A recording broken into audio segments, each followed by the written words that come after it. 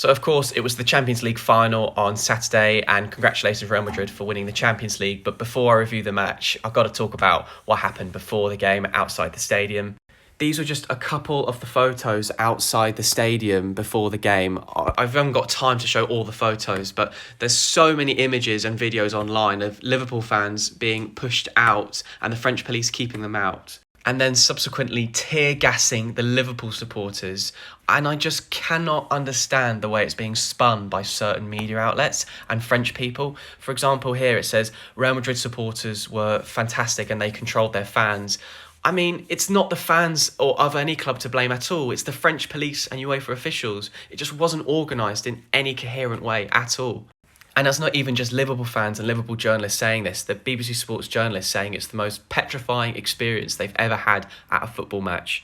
I have no affiliation to Liverpool whatsoever. I just cannot understand how it's being spun that people are blaming the fans here. I mean, for the French minister to thank the forces of law and order is just absolute nonsense. I haven't even scratched the surface of what happened outside the game. The Athletic, to be fair, they did a really good report interviewing different sets of fans and people talking about their experiences of the game. It kind of reminds me of the article they did after the Euro 2020 final of basically how bad the organisation was. So this isn't just like a French police problem, but for this specific incident, it was really, really poor organising from French police and UEFA officials. This is a quote from one of the articles, basically a Liverpool fan explaining their experience of the game and how they were tear-gassed and then the French policemen laughing at them.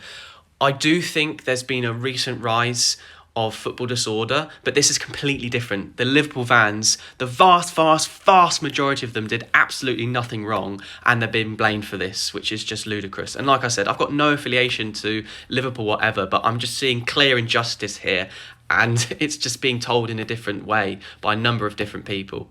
Liverpool fans will remember the final, but unfortunately for the wrong reasons, not just obviously because of the result, but Real Madrid in the end did win the Champions League final, winning their 14th Champions League trophy now.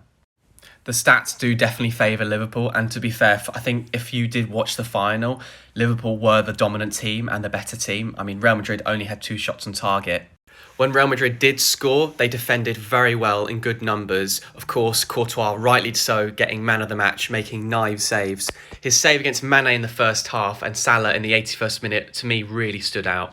So you've now got the likes of Modric, Bale, Benzema, and then a couple of others, I think, who've now won 5 Champions Leagues with Real Madrid.